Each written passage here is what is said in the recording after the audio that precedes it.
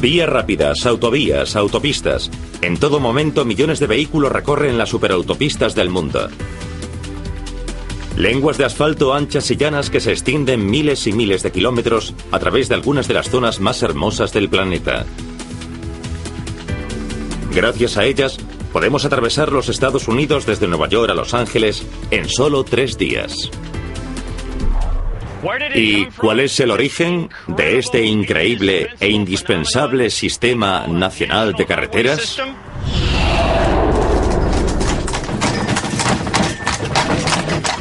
La respuesta es la antigua Roma. Hola, soy Michael Gillen y hoy recorreremos un sistema de carreteras con sus áreas de descanso, sus reclamos turísticos y todo lo demás. Algunas zonas, aunque incómodas, siguen siendo transitables después de 2300 años. Fantástico.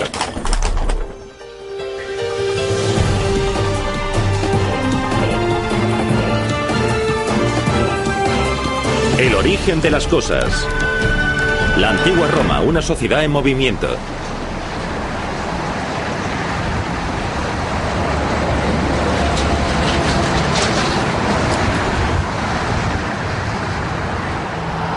Yo nací y me crié en Los Ángeles, por lo que estoy acostumbrado a conducir por estas carreteras. Todas están muy bien construidas, pero esta en la que me encuentro ahora, la autopista Century, es especial. Recorre poco más de 27 kilómetros. Pero cuando fue inaugurada en 1993, marcó el comienzo de una nueva era para las autopistas. Tiene sensores para medir el tráfico en el interior del firme. Estos medidores regulan el flujo del tráfico. Y estas cámaras de circuito cerrado permiten a las autoridades estar al tanto de accidentes y otros problemas. Cada 3 centímetros de la autopista Century costó $4.000. Eso hace un total de 2.300 millones de dólares. Uno de los proyectos viales más caros de la historia de California. También ha sido una de las últimas autopistas construidas dentro del Sistema Nacional de Autopistas Interestatales y de Defensa de los Estados. Este Sistema Nacional de Autopistas recorre 75.000 kilómetros. Se construyó durante la Guerra Fría, cuando lo prioritario era transportar misiles a sus silos y movilizar tropas y material para defender el país contra los invasores comunistas. Hoy luchamos por algo muy diferente: llegar al trabajo a tiempo. ¿Cuál es el origen de la idea de construir la primera red de vías libres de obstáculos con fines militares? Vamos a dar un paseo por la antigua Roma.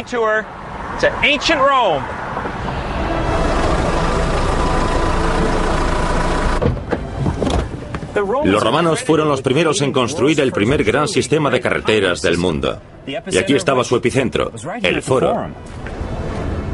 En la antigüedad, aquí se reunía el gobierno, era el centro del poder. Déjenme que les enseñe la marca del kilómetro cero, ese cilindro negro de allí. De ahí partían todas las calzadas hacia el norte, el sur, el este y el oeste, hacia los lejanos confines del Imperio Romano. Su construcción comenzó en el año 312 a.C. y duró 700 años, en los que los romanos construyeron un total de 100.000 kilómetros de sofisticadas calzadas. Se extendían desde Roma por lo que hoy llamamos Europa, Oriente Medio, el norte de África y Gran Bretaña. La mayoría de las rutas importantes que hoy recorren en Europa miles de automóviles fueron hace siglos calzadas romanas, y de hecho muchas de las calles principales de muchas de las ciudades europeas eran parte de las vías romanas que se extendían hacia el exterior. El origen de las ciudades actuales pudo haber sido una posada, un hostal o una casa de postas. Con el tiempo se construirían allí otros edificios, y en pocos siglos crecerían pueblos en esos lugares. Así es como se formaron muchas de las ciudades de Europa, de una posada romana junto a una calzada. Lo que los romanos construyeron no tenía parangón. Era el mayor sistema de carreteras del planeta y cambió radicalmente la forma de viajar de todas las personas, ya fuesen soldados o civiles. La red de calzadas romanas significó verdaderamente una gran inversión para esa civilización, tanto su construcción como su mantenimiento. No creo que pensasen en ella en términos económicos. Era más una cuestión de control y movimiento de tropas. Al igual que las autopistas americanas, las calzadas romanas tenían una finalidad militar. Hace más de 2300 años los romanos estaban en guerra con los samnitas, un pueblo que vivía en el sur de Italia y que se negaba a ceder su territorio a los romanos. Apio Claudio Caeco era un censor romano, uno de los políticos encargados de realizar el censo y determinar los privilegios de voto. Hacia el año 300 a.C., convenció al Senado para construir una calzada hacia el sur que se pudiese utilizar todo el año. Según Apio, esa calzada permitiría que las tropas romanas aplastasen a los conflictivos samnitas rápida y eficazmente. Sin las calzadas, las tropas tenían que hacer lo que llevaban haciendo durante siglos: rodear colinas, atravesar desfiladeros, perder tiempo vadeando ríos. Pero que los soldados crucen un río por el puente de una calzada es mucho más sencillo, por lo que tardan mucho menos en llegar de un sitio a otro. El resultado, los romanos aplastaron a sus vecinos del sur y sus territorios fueron anexionados a la República Romana. La calzada responsable del éxito se extendió y recibió el nombre de Vía Apia, en honor de Apio. Llegaría a recorrer 560 kilómetros, hasta el final de la bota de Italia. Y no lo hicieron con la inestimable ayuda de estas bellezas, sino con una combinación inaudita de músculo y cerebro. Haría falta un ejército, literalmente, una legión romana completa más algunos auxiliares. Un total de unos 6.000 hombres para construir un tramo de calzada. Estoy en Los Ángeles con Frank Kwan, director de operaciones del Caltrans, el Departamento de Transporte de California. Supongo, Frank, que así es en realidad una carretera, ¿verdad? Así es, Michael. El corte transversal habitual de una autopista de California. Se pueden ver todas las capas que hemos construido. Y justo más abajo hay otra que denominamos subbase. ¿Qué grosor tiene la subbase? De 30 a 45 centímetros según el tipo de construcción. ¿Y la que está encima? Eso es hormigón, es lo que llamamos pavimento de hormigón y que le da fuerza y permite soportar el tráfico. Parece tener un grosor de al menos 20 centímetros. Se acerca más a los 30. Así que toda la carretera tiene un grosor de más de 60 centímetros. Sí, esta sección de la estructura puede tener un grosor de más de 60 centímetros. ¿Cuánto dura una carretera como esta? Normalmente este diseño de pavimento de hormigón dura unos 20 años. Pero tenemos tramos de pavimento de hormigón que ya llevan entre 30 y 40. ¿Se parecerá al corte transversal de una calzada romana? Veámoslo. Los soldados romanos cavaban un foso que podía llegar a los 90 centímetros. Luego lo rellenaban con piedras grandes, comprimidas todo lo posible. Sobre ellas ponían una capa de piedras más pequeñas, a veces mezcladas con cal o mortero para impermeabilizarla. Y sobre ella una capa de grava o pequeñas piedras, también prensadas lo más posible. Y por último, las calzadas más importantes se cubrían con losas perfectamente colocadas y niveladas, como una tarta de 4 capas. Para rematar, los antiguos romanos solían abombar sus calzadas igual que lo hacemos hoy en día. Eso significa que el centro era ligeramente más alto que los arcenes para que el agua de lluvia fluyese hacia los lados. Los romanos utilizaban materiales de cada zona como lava petrificada, escoria de hierro o lo que tuviesen a mano. Así que podían utilizar rocas o piedras muy diferentes en el mismo trecho de calzada. El ancho de las calzadas romanas también era variable, y no todas estaban pavimentadas. Los romanos consideraban con mucho cuidado cuál era el mejor tipo de superficie, dependiendo de cada zona y del tráfico que fuese a soportar la calzada. Si no iba a soportar mucho tráfico, no valía la pena el esfuerzo ni la inversión de pavimentarla. Una superficie de grava podía servir.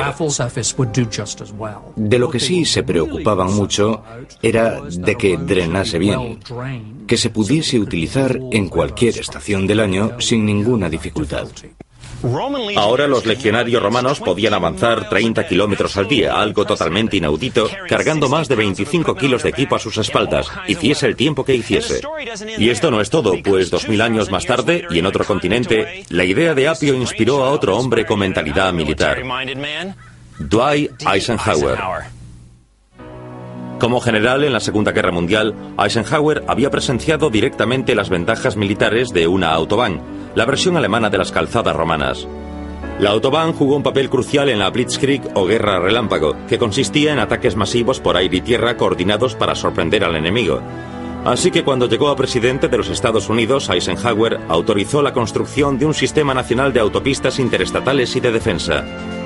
Gracias a los avances tecnológicos pudimos construir 75.000 kilómetros de carreteras interestatales en una 14ª parte del tiempo que emplearon los romanos en construir los 85.000 kilómetros de calzadas. Una vez que los romanos decidieron cómo construir su sistema vial, comenzaron la hercúlea tarea de trazar y construir las calzadas, túneles y puentes que permanecerían durante 2000 años.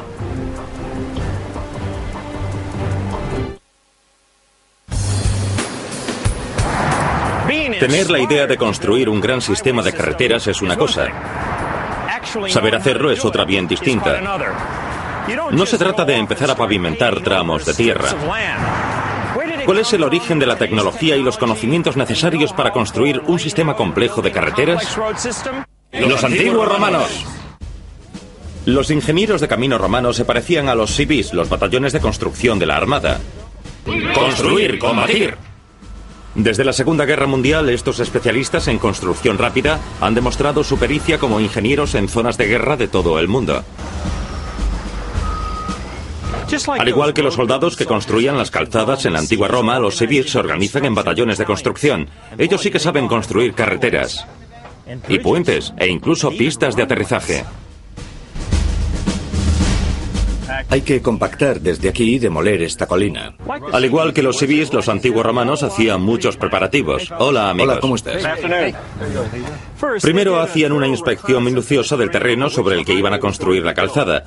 Después, un agrimensor, arquitecto e ingeniero trazaba un plan detallado como este. Porque entonces, de esas tres tareas, agrimensor, arquitecto e ingeniero, se encargaba un solo hombre. Los agrimensores romanos estaban especialmente dotados para encontrar las mejores rutas. La mayoría de las calzadas romanas eran perfectamente rectas. Desde una calzada romana, sobre todo en las zonas rurales, podías ver 1, 2 o 3 kilómetros de la misma. Casi nunca se desviaba a derecha o izquierda. Esto es lo que me pregunto. ¿Qué tipo de instrumentos utilizaban los agrimensores de la antigua Roma?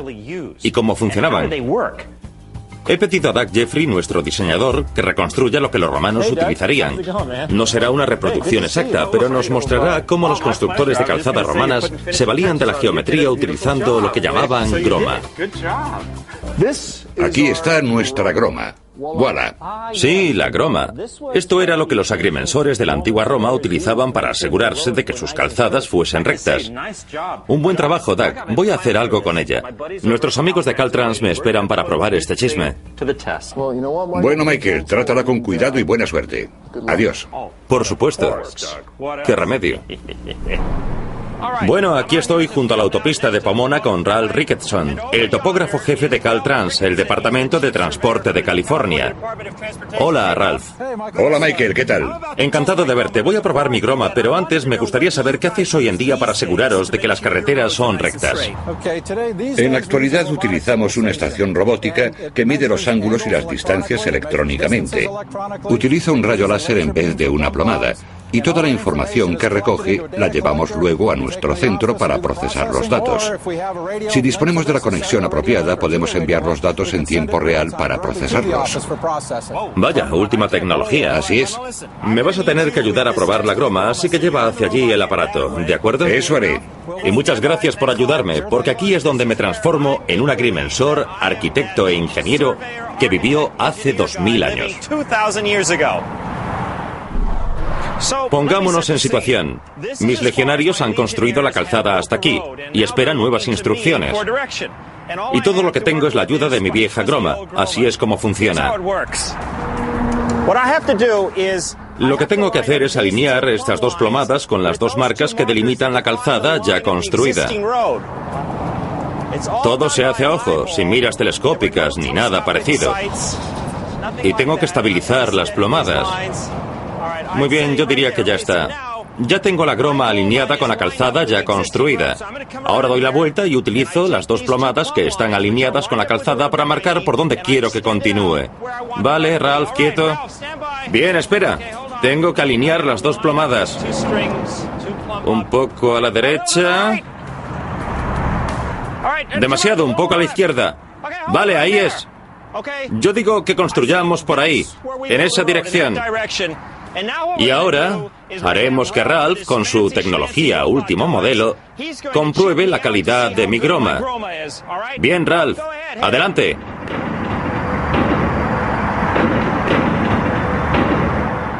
¿Qué tal lo he hecho? Bien. 1,27 centímetros. Increíble, un punto para la antigua tecnología. Increíble. Gracias, Ralph. Un placer. Y muchas gracias, groma. Cuando construyes decenas de miles de kilómetros de carreteras, lo normal es encontrar obstáculos. Ríos, pantanos, desfiladeros y cosas así. En ese sentido, los ingenieros de caminos actuales lo tienen fácil. ¿Quieres construir una carretera sobre un desfiladero? No hay problema.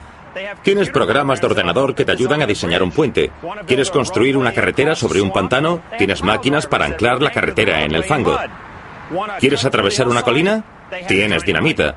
Lo que me pregunto es, ¿cómo se enfrentaban los ingenieros de la antigua Roma a estos obstáculos sin esas herramientas? Si la otra opción era desviarse kilómetros de su ruta, se abrían paso entre las montañas y construían túneles. Aquí en la Vía Flaminia me resulta fácil verme como un ingeniero de caminos de hace 2000 años. El trabajo va sobre ruedas y de repente me encuentro con este gigante. Pues tengo tres opciones. Puedo continuar la calzada sobre la montaña, alrededor de la montaña, o sí, a través de la montaña. Pero ¿cómo lo hago si no existe la dinamita ni la maquinaria pesada? A la antigua usanza. Es muy interesante cómo se construyeron estos túneles. Traían un gran grupo de trabajadores hasta la pared de roca que querían perforar. Construían hornos y grandes hogueras y los ponían muy cerca de la roca para calentar la misma. Luego traían agua, vinagre o una mezcla de ambos y lo lanzaban a la roca. Por efecto de la expansión y la contracción, la roca se ablandaba. Entonces los obreros corrían hasta la roca y la rompían con martillos y cinceles. Me pica la curiosidad, veamos. Ya ven, dada la enormidad del reto, yo diría que posiblemente la mayoría se rendiría tras un par de intentos. Pero los antiguos romanos no, y hay que reconocer su mérito, porque tras años y años de cavar a mano, este era el magnífico resultado, con arco y todo. El túnel de Furlo, terminado durante el mandato del emperador Vespasiano, en el año 76 de nuestra era. Increíble.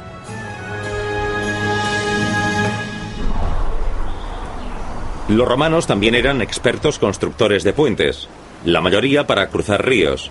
De hecho, ya los construían mucho antes de sus famosas calzadas, posiblemente hasta 2000 puentes.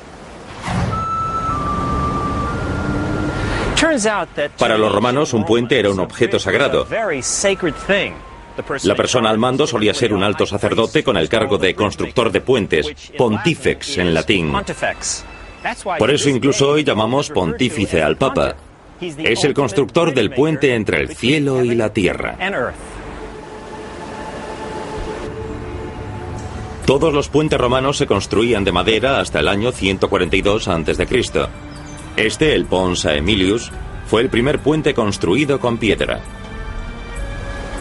El puente Milvio, construido en el año 109 a.C., es uno de los 185 puentes antiguos que todavía se utilizan. Tiene 8 arcos y, lo crean o no, este coloso soporta miles de toneladas de tráfico cada día. Estos puentes han durado tanto por lo bien construidos que están. Los romanos perforaban primero la roca del lecho del río para construir los cimientos. Después añadían los sillares, piedras cuadradas que servían de pilares.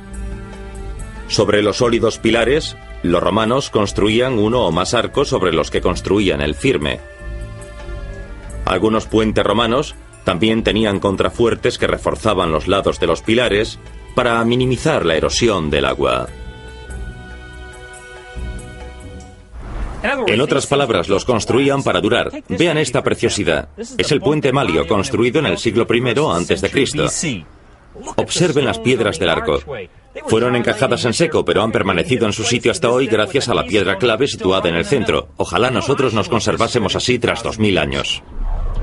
En el siglo I a.C., 300 años después de la construcción de la Vía Apia, los romanos disponían de una sofisticada red de calzadas, puentes y túneles que comunicaban su imperio. Las tropas no eran las únicas que los transitaban. También lo hacían los turistas romanos.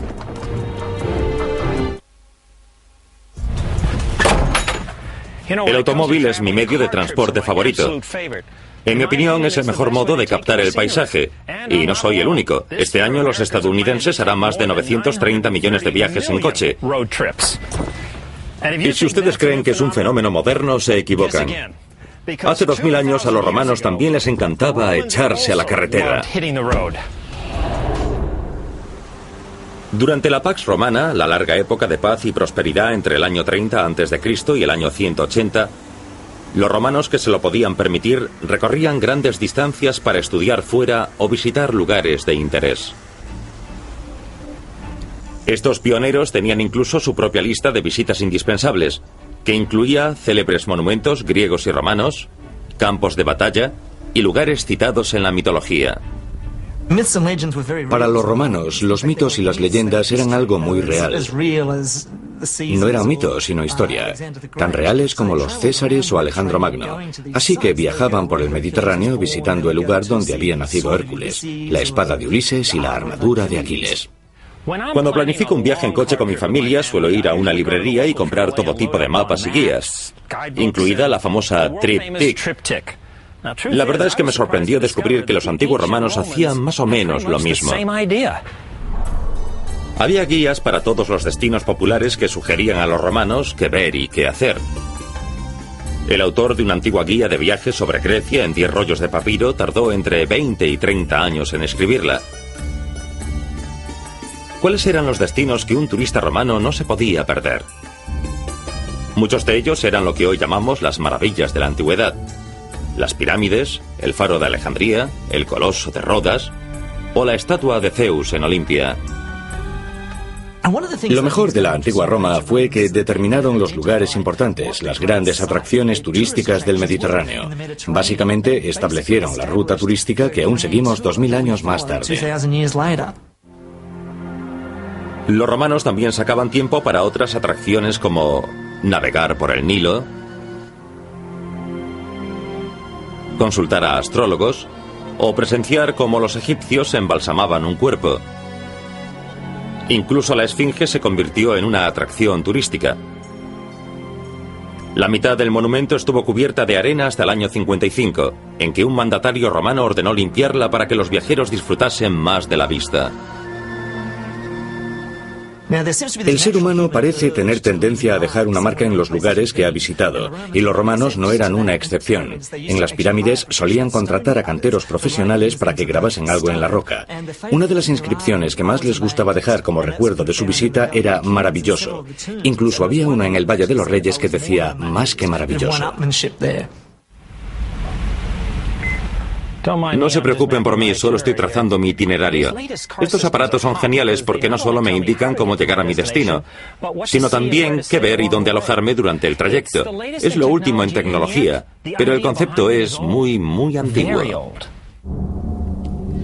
Vean, por ejemplo, este mapa conocido como Tabla de Peutinger. Es una copia fiel de un antiguo manuscrito romano realizada por unos monjes del siglo XIII y que estuvo perdido varios siglos, hasta que fue encontrado a finales del siglo XV y entregado a un noble llamado Konrad Peutinger. La tabla de Peutinger es un pergamino muy largo que básicamente indicaba dónde alojarse desde lo más económico a lo más lujoso. En vez del sistema de estrellas que se utiliza hoy, como en la guía Michelin, utilizaban estos símbolos, estos iconos. Para un hotel muy bueno, 4 paredes, algo muy fácil de identificar. Los más baratos eran una simple torre, que podía significar una cuadra o una posada muy sencilla. El mapa mide 34 centímetros de ancho y casi 7 metros de largo, y muestra el sistema de calzadas romanas en el siglo IV. Por aquel entonces, más de una docena de rutas conectaban Roma con las 4 esquinas del imperio. Los números romanos representan la distancia entre ciudades en millas romanas. La palabra milla deriva de mille, 1000 en latín, ya que una milla romana equivalía a 1000 pasos de un soldado romano.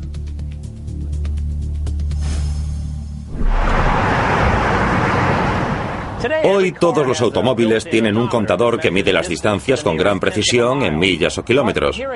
Una vez más, los romanos ya tenían un contador que medía las distancias de un modo muy ingenioso, utilizando algo llamado cálculi. Y no me refiero a la asignatura de matemáticas. Sabemos cómo funcionaba porque el arquitecto e ingeniero romano Vitruvio lo describió a finales del siglo I a.C. Tenía curiosidad por ver un contador antiguo en funcionamiento. Un odómetro, Doug. Haz magia. He pedido al diseñador Doug Jeffrey y al fabricante jefe Ryan Fott que construyan una réplica del odómetro romano y ver cómo funciona. Creo que eso te lo dejo a ti, Ryan. Sabemos que era una estructura con 2 ruedas de carro normales conectadas a una compleja serie de engranajes. Después de cada milla romana, los engranajes dejaban caer un guijarro, cálculos en latín, en un recipiente. Nos han dicho que Leonardo da Vinci intentó construir uno y fracasó. Michael dijo algo sobre una rueda de 1 metro que guía esta carreta, ¿correcto? Construiremos una carreta. Las vueltas de la rueda harán girar un engranaje, que hará girar otro engranaje, que seguramente hará girar algunos engranajes más. Y cuando hayamos recorrido un par de kilómetros, tiene que caer un guijarro, ¿correcto? Exactamente. Abandono. Comenzaré por la estructura.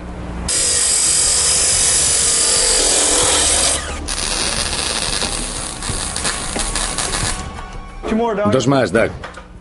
Ya tenemos ruedas. No llegan a 1 metro, pero haremos que funcione. Tenemos que acelerar un poco los engranajes. Sin frenos. Todo listo y movido por la hoja de sierra. Una gran idea. Doug, se me ha ocurrido algo para las ruedas. Necesitamos resistencia. No pueden girar libremente o se desequilibrarán en cuanto empiece a moverse. Es fácil de solucionar. Con una arandela de presión. Sin apretarla demasiado. Usamos la arandela para que mantenga la presión sobre la tuerca.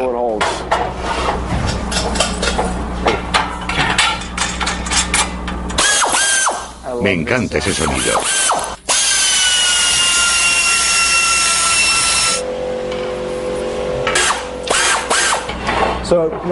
Doug, una vuelta cada 5.000 pies.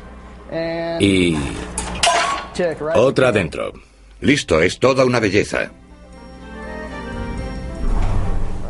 Hola, Doug, ¿cómo va eso? Bien, Michael, gracias por venir. Hola, Ryan. Bueno, parece obra del mismísimo Leonardo da Vinci. Gracias. Pero da Vinci no lo logró, y Ryan y tú sí. Enhorabuena, estoy impresionado. Es precioso. Muy amable. Este sí que ha sido todo un reto. Ya lo creo. Sí, hasta me dio dolor de cabeza, pero creo que lo conseguimos. Bueno, he venido para llevármelo de aquí. Vamos a hacer unos kilómetros. Tenemos mucha fe en él. Y yo tengo mucha fe en vosotros. Vamos allá. Así es como debería funcionar. Les aseguro que es muy ingenioso. Cuando esta supuesta rueda de carro gira, esta pequeña lengüeta de metal engancha el engranaje, ¿lo ven? Y lo hace avanzar un poco. Cuando ese engranaje da una vuelta completa, esta lengüeta engancha ese otro engranaje y lo hace avanzar un poco. Y este hace avanzar este otro. Y miren abajo, nuestra recompensa. Cuando este engranaje avanza un poco, hace avanzar un poco esta rueda de plástico, lo suficiente para que otro guijarro o cálculus caiga por el tubo al recipiente. Esa es la recompensa. En otras palabras, cada vez que supuestamente recorro una milla, se repite todo el proceso que culmina con la caída de uno de los cálculi. Bien, vamos a ver qué tal va. ¿Listo, Doug? Listo, buena explicación. Doug llevará un odómetro moderno como comprobación. Vamos allá a ver cuánto nos aproximamos. Hagan sus apuestas, que empezamos.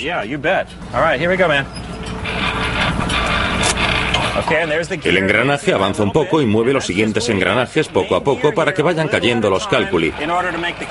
Tenemos mucho camino por delante, así que por favor, tengan paciencia.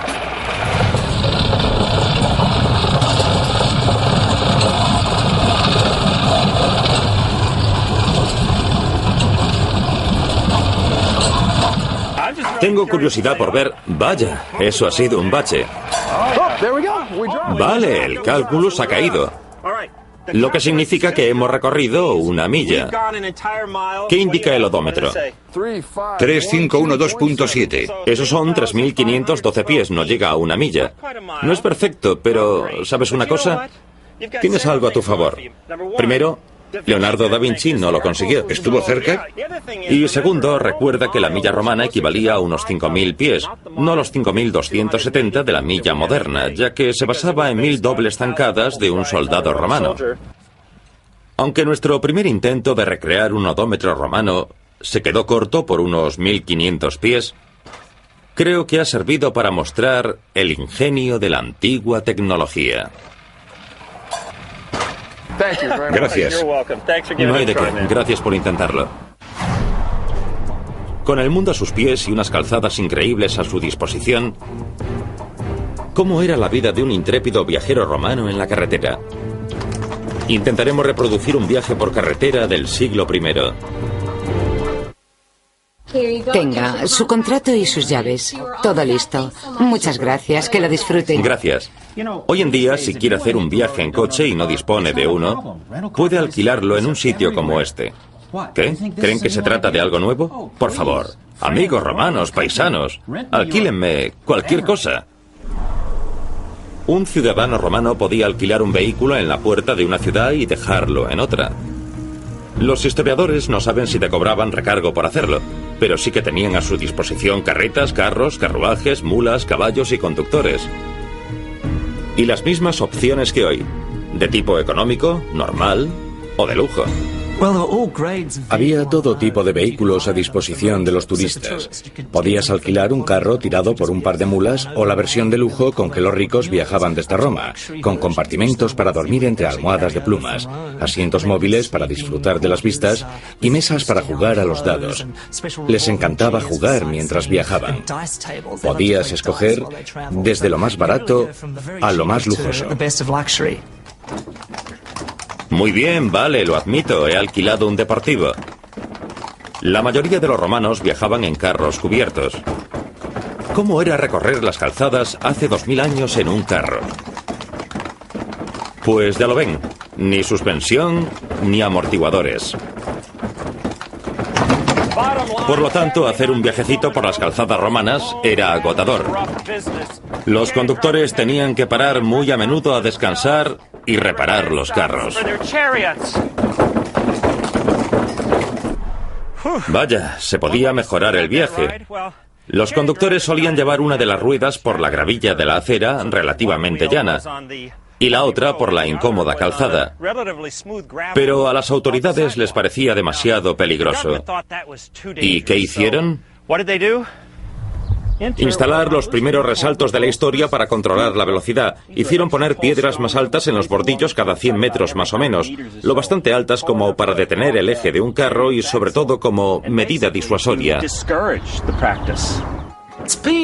No creo que la velocidad fuese importante en los viajes de la antigüedad, sobre todo por tierra. Las calzadas eran buenas, pero no se recorrían más de 30 kilómetros. Si no, el viaje no resultaba cómodo. Por lujoso que fuese el carro, no disponía de ballestas. También hacían mucho ruido. El aceite de oliva con el que engrasaban los ejes era tan caro que solían ahorrárselo, por lo que el ruido de los ejes resultaba muy molesto. Hoy, si usted o su coche se hartan de la carretera, todo lo que tiene que hacer es parar donde vea un cartel de gasolina, comida y alojamiento. Lo mismo hacían los romanos. Construyeron establecimientos para descansar cada 15 o 30 kilómetros de carretera.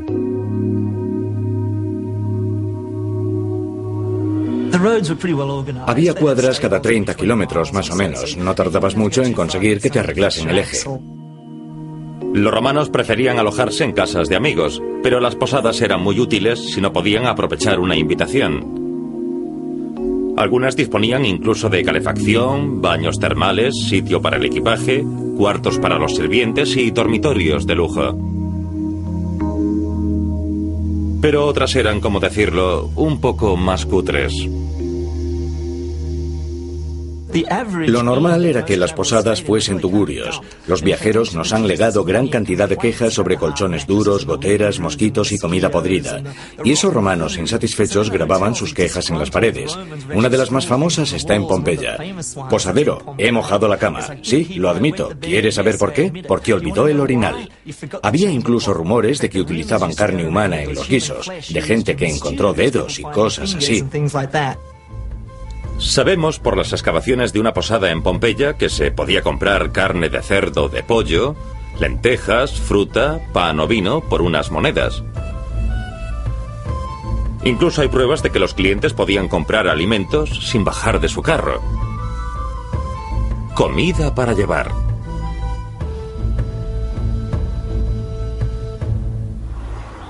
A mí, cuando disfruto de un viaje y de estos lugares, me gusta compartir mis experiencias con mis amigos cuando vuelvo a casa.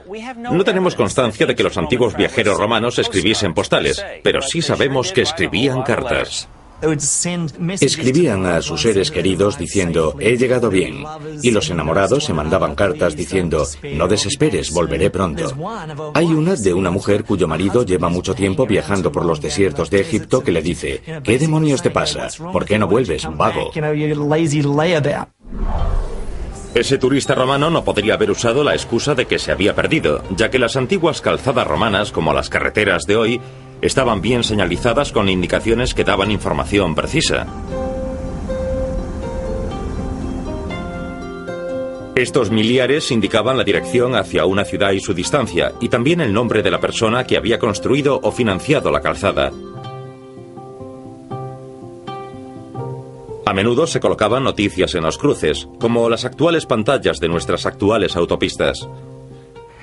Algunos historiadores creen que esos antiguos paneles informativos fueron el origen de la palabra trivial, ya que en latín llamaban trivia a las intersecciones de tres caminos. Cuando los viajeros romanos regresaban a Roma, se encontraban atascos de tráfico de proporciones bíblicas. Intentar evitarlos era una cuestión espinosa para los políticos.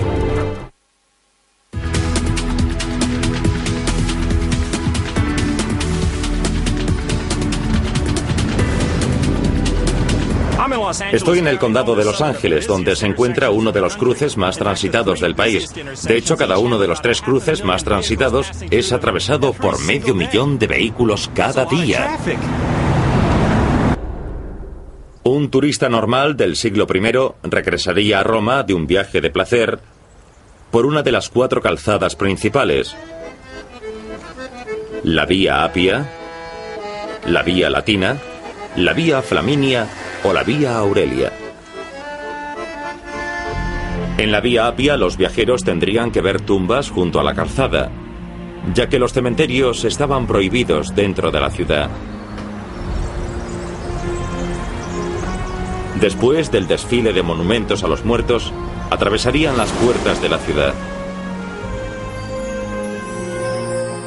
En los 10 kilómetros cuadrados de Roma se hacinaba casi 1 millón de habitantes. Era ruidosa, agobiante y caótica, y contaba con más de 40.000 edificios de viviendas de varios pisos, miles de almacenes y villas, cientos de templos, casas de baños y demás edificios públicos. No había nada parecido a Roma en el mundo antiguo. Era 10 veces más grande que Atenas, mayor que la antigua Babilonia.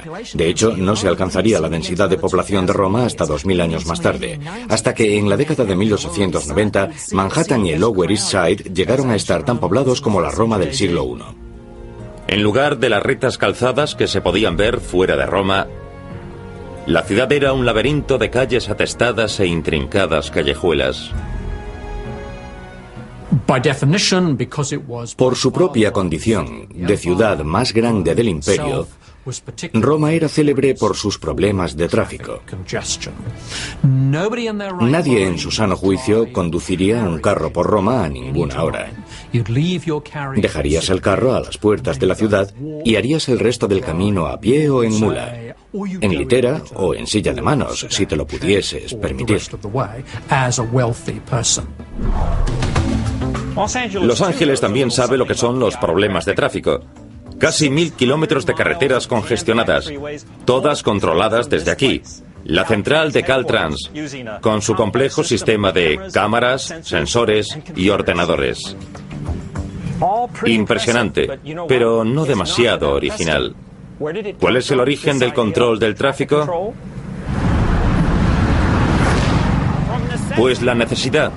Las calles de la antigua Roma eran un verdadero caos, por lo que las autoridades comenzaron a aplicar las primeras leyes de tráfico de la historia.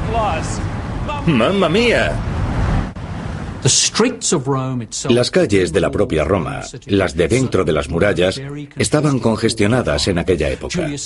A Julio César le preocupaba tanto que, durante su dictadura, quiso arreglarlo y ordenó que dentro de las murallas no hubiese tráfico rodado durante las primeras 10 horas del día. Probablemente eso conllevó que se congestionase durante la tarde y la noche. Y recordemos que era una sociedad sin policía de tráfico, sin semáforos, sin alumbrado público, sin luces en los vehículos. Seguro que se produjeron algunos accidentes muy interesantes durante la noche. Ah, los peligros de las calles de la antigua Roma. Lo mismo que hoy en realidad. Accidentes, denuncias y demás. Resolver el problema del aumento de tráfico era y sigue siendo una de las prioridades de los urbanistas y los ingenieros de tráfico.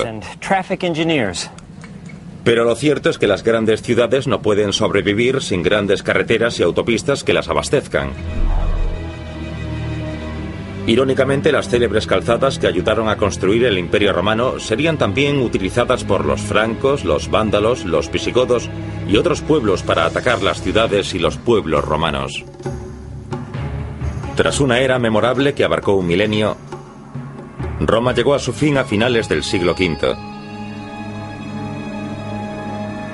Las incursiones bárbaras, la peste e incluso un brote de malaria hicieron estragos en la sociedad romana e inevitablemente en las calzadas romanas.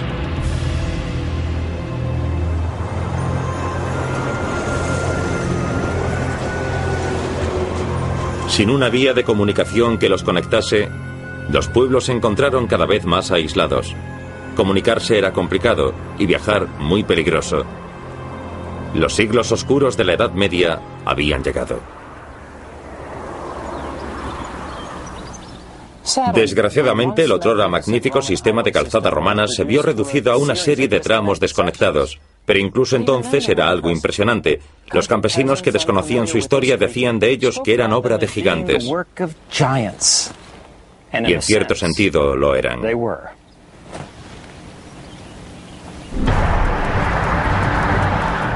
Soy Michael Gillen. Nos vemos en el próximo programa de El origen de las cosas.